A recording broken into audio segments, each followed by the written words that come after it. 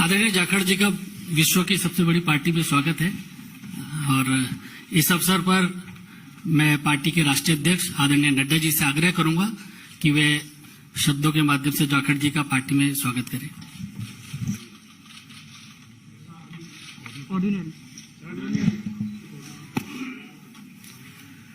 जैसा अभी अनिल बलूनी जी ने आपके सामने इस विषय को रखा है कि सुनील जाखड़ जी भारतीय जनता पार्टी की सदस्यता लेकर भारतीय जनता पार्टी में शामिल हुए हैं, मैं अपनी ओर से और पार्टी के करोड़ों कार्यकर्ताओं की ओर से उनका भारतीय जनता पार्टी में स्वागत करता हूं, अभिनंदन करता हूं।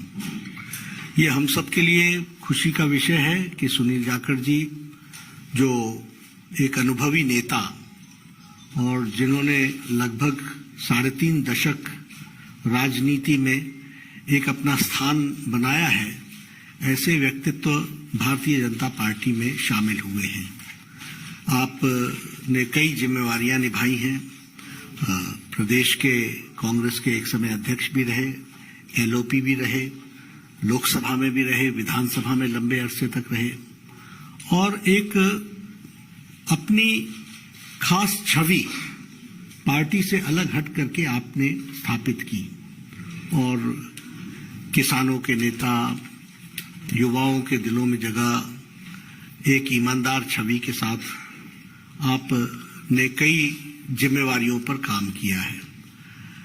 आज मैंने आप सबसे पहले भी कहा था कि पंजाब में राष्ट्रवादी ताकतों का जो प्रथम स्थान है वो भारतीय जनता पार्टी ले रही है और इसलिए आवश्यक होता है कि राष्ट्रवादी विचार रखने वाले सभी लोग भारतीय जनता पार्टी के साथ जुड़े और मजबूती प्रदान करें। Punjab is a border state, more than 550 kilometers border is along with Pakistan. There are issues related to drugs, there are issues related to terrorism, there are issues where it is the endeavor from the Pakistan side is to make it a gateway for all activities which is going on, which may be which may be detrimental to India. तो ऐसे में राष्ट्रवादी ताकतों का मजबूत होना पंजाब में आज की आवश्यकता है और आज पंजाब में भारतीय जनता पार्टी ऑपोजिशन की आवाज बन करके आ रही है और इसीलिए मैंने उस समय भी कहा था कि बहुत लोग कांग्रेस से और अकाली दल से भी जो भी राष्ट्रवादी ताकतों के साथ जुड़ना चाहते हैं वो भारतीय जनता पार्टी के साथ आना चाहते हैं।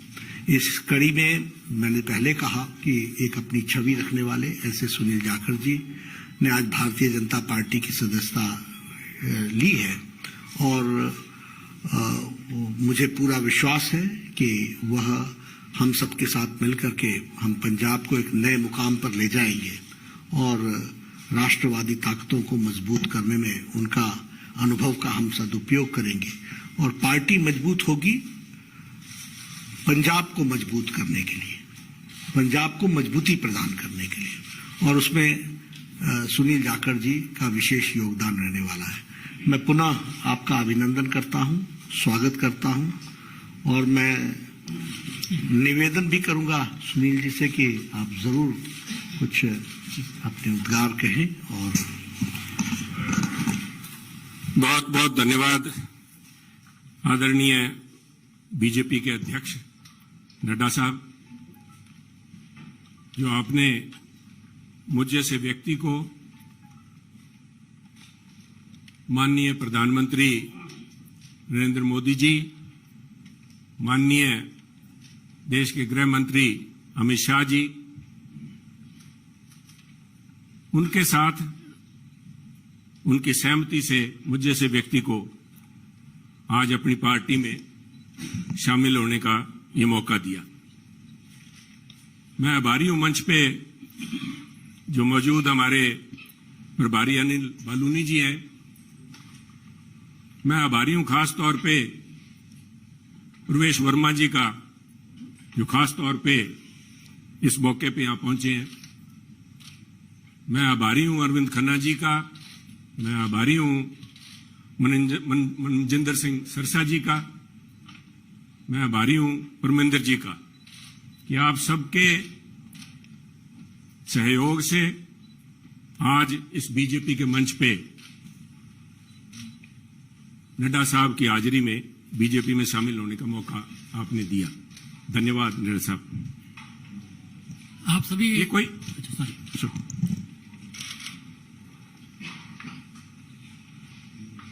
कोई आसान काम नहीं होता। 50 साल का संबंध मेरा कांग्रेस से है।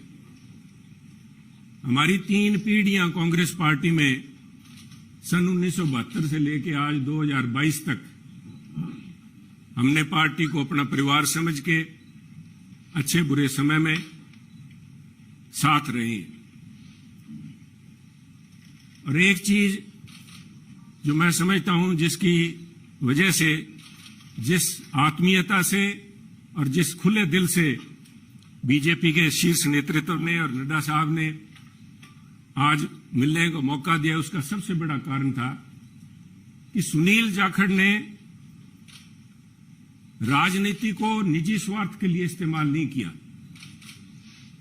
सुनील जाखड़ ने कभी तोड़ने का काम नहीं किया। हमने सभी हमेशा कोशिश की है, शायद सफलता ना मिली हो, जोड़ने का काम किया है।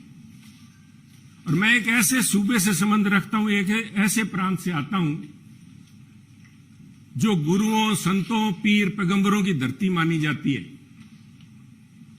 अगर राष्ट्रीयता की बात, जैसे नड्डा साहब ने बार बार जिस बात को इम्फेसाइज किया है, आज अगर जहां देश की जरूरत राष्ट्रीयता की भावना की है, वहां अगर राष्ट्रीयता कहीं से चालू होती है, जिसे कहते हैं उर्स्प्रुंग, द बेसिक जेनेसिस, राष्ट्रीयता वो तभी पैदा होती है जब समाज में राष्ट्रीयता की भावना हो, एकजुटता की भावना हो। और पंजाब का मूल मंत्र ये रहा है, गुरु साहब ने, गुरु नानक देव जी ने सर्व साझीवालता की बात कब की थी? आज भी उस पर पहरा देने के लिए पंजाबी उसी तरह तत्पर खड़े हैं। अगर सुनील जाखड़ ने आज एक परिवार से 50 साल का रिश्ता तोड़ने की नौबत आई तो कोई आधारभूत बातें थी, किसी कोई व्यक्तिगत झगड़ा नहीं था। झगड़ा राष्ट्रीयता को लेके, पंजाब की अखंडता को लेके, पंजाब की जो भाईचारा है, भाईचारक सांझ है, जिसको कि टेररिज्म AK-47 की गोलियां नहीं तोड़ पाई। जहां आपसी भाईचारे में, चाहे वो सिख हो चाहे हिंदू हो, उनके अंदर किसी किस्म का कोई द्वेष की भावना पैदा नहीं हुई। 25,000 से ज्यादा पंजाबियों ने कुर्बानी दी। पर आप भी गवाह, सब पड़ोसी दे, आपका तो पड़ोसी सूबा है, आप तो जब हिमाचल से चलते हैं, पंजाब के बीच में से होके जाते हैं, कभी भी कोई फर्क नहीं आया, किसी किस्म का कोई किसी सोच ही नहीं आई। और उसी राष्ट्रीयता की भावना के लिए पहरा दे के सुनील जाखड़ ने अपनी 50 साल की जिंदगी का वही मूल मंत्र था। परंतु दुख इस बात का है, मैं बड़े भरे मन से कह रहा हूं कि आज जब अपने परिवार से नाता तोड़ के दूसरी जगह जब मैं आया हूं यहां पे, तो उसका कारण यह था कि सुनील की आवाज, सुनील को इस बात के लिए कटघरे में खड़ा किया गया कि उसने इस बात का विरोध किया कि आप पंजाब को जाति पाति धर्म के नाम पे नहीं तोड़ सकते। पंजाब को आप परसेंटेज में नहीं दे सकते कि ये अमुक जो धर्म है, अमुक जाति है, अमुक समुदाय है, उसकी परसेंटेज कितनी है, 30% है, 40% है, 15% है। मैं समझता हूं पंजाब एक सूबा है जिसने देश के लिए template has established a template for the country every single citizen has the same right as anybody else. सबको बराबरी का, there is no second class citizen in Punjab. और इस भावना को लेके पंजाब अग्रणी सूबा रहा है, चाहे वो हमने देश की सीमाओं पे लड़ाई लड़ी है, चाहे देश के विकास में, हर सूबे प्रांत में पंजाब ने अपना नाम कमाया है. कुछ लोग बात करेंगे क्योंकि हुआ क्या, कोई एक व्यक्ति की बात नहीं है कि एक व्यक्ति ने बोल दिया और संबंध टूट गया. वो कहना कच्ची यारी है, नहीं सन इस तरह नहीं टूटा करती. ये कोई शीशा नहीं है जो 50 साल का संबंध है. कहते हैं कोई शीशा नहीं है कि पहले हम इंसान हैं, हमने रिश्तों को निभाया है असूलों की तरह, पर जब असूल ही टूट जाए, जब हम अपने सिद्धांत से हट जाएं, अपनी आइडियोलॉजी से हट जाएं, तो मैं समझता हूं this is a right time to have a rethink. उसको सारा सोचना पड़ता है कि हम जा किस तरफ रहे हैं, आज किस तरफ बढ़े जा रहे हैं. तो उसको लेके मैं समझता हूं कि यह निर्णय लिया गया. और क्यों निर्णय लिया गया, बीजेपी के पास, मैं क्यों बीजेपी के आपके यहां आज मंच पे बैठा हूं. सब तरह तरह की अटकलें लगाई जा रही थी सुनील को लेके, कयास लगाए जा रहे थे, क्यों बड़ा स्वाभाविक था. जिस दिन से नड्डा साहब आपने देखा कि मैंने गुड बाय बोला, मेरी तरफ से तो गुड बाय 11 तारीख को, जिस दिन मैंने देख लिया कि आवाज के ऊपर पाबंदी लगाने के लिए नोटिस जारी किए जा रहे हैं, तो आवाज नहीं रोकी जा सकती. सुनील को आप पद से हटा सकते हो, किसी से दूर कर सकते हो, सुनील की आवाज गिरवी नहीं रखी जा सकती. आवाज राष्ट्रीयता के लिए उठेगी. परंतु क्या कारण बने न साहब, मैं आज कुछ बातें आपसे शेयर, आपके पास अगर मुझे पता है आपको जयपुर भी जाना है, पर 2 मिनट में लूंगा आपके कीमती समय के. पार्लियामेंट के अलावा मुझे 1.5 साल पार्लियामेंट में काम करने का मौका मिला सरसा जी. और उसके बाद पार्लियामेंट से बाहर मेरी मुलाकात हुई माननीय प्रधानमंत्री से, जब वो पंजाब आए.